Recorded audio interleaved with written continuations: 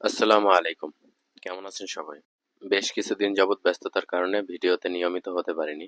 পরীক্ষার form fill আপের উদ্দেশ্যে বাড়িতে রওনা দিতে হয়।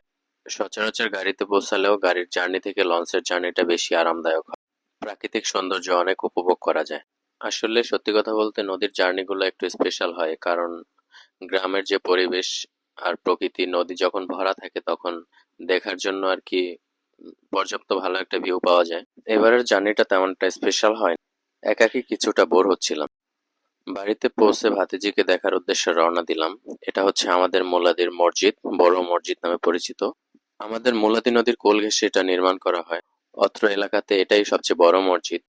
হাই স্কুলে থাকাকালীন এই ময়দানে সবসময় খেলাধুলা হতো। অনেক সিনিয়র জুনিয়র ভাই আমরা সবাই মিলেমিশে একসাথে খেলাধুলা করতাম। আর ঢাকাতে থাকাকালীন আমার এলাকার যত ভাই ব্রাদার আছে সবাই শর্ট পিচ পছন্দ করে। এখানে একটু ফুল কিজ খেলা যায়। ময়দানে উঠতে হয়, এখানে গেট খোলা থাকে না, সবার জন্য খেলা প্রযোজ্য না এখানে, কারণ এখানে সবাই নামাজ পড়ে। খেলা শেষে বন্ধুর সাথে কিছু সময় পার করলাম। আমার ফ্রেন্ড জিহাদ হাসান সানি অনেক ভালো বল করে, যদিও আমার হাতে মাইর খায়। জাস্ট জোক বন্ধু।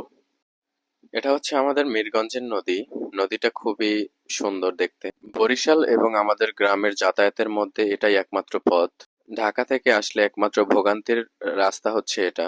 ফেরি পারাপারের রাস্তা এখানে একটু প্রবলেম হয়। শীঘ্রই এখানে সেতুর কাজ শুরু হয়ে যাবে। লক্ষ মানুষের ভোগান্তির অবসান ঘটবে ইনশাল্লাহ। আমাদের গ্রামের প্রাকৃতিক দৃশ্যগুলো খুবই সুন্দর, কারণ চারদিকে নদী।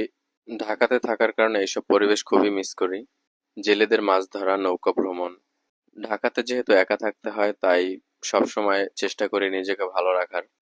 আসলে এই ভিডিওগুলো যার ফোন দিয়ে করায় আমার বন্ধু।